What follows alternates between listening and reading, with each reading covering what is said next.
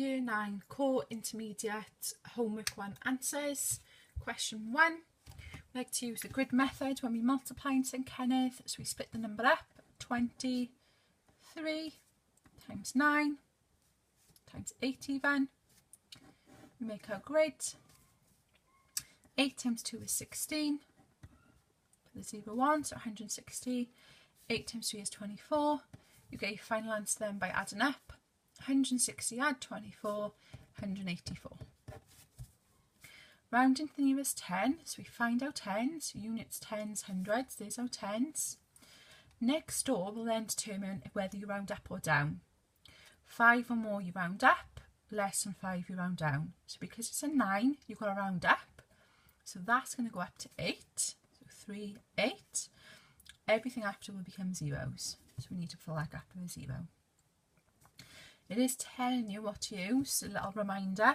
So brackets, anything else you might have like your indices, square rooting, any powers. Dividing and multiplying go next. Adding and subtracting are always last. So if I'm looking at this calculation, I have to multiply first. 3 times 4 is 12. 5 add 12 is 17. Finding a fraction of something, you divide by the bottom and you times by the top. So in this case, I would have to divide by 3 and times by 1. So dividing 27 by 3, how many 3's go into 27? 9. Times in by 1, well, when we times by 1, it's going to stay the same, so my answer is 9. The rule for adding and subtracting fractions is that your bottom number, your denominator, has to be the same and it stays the same.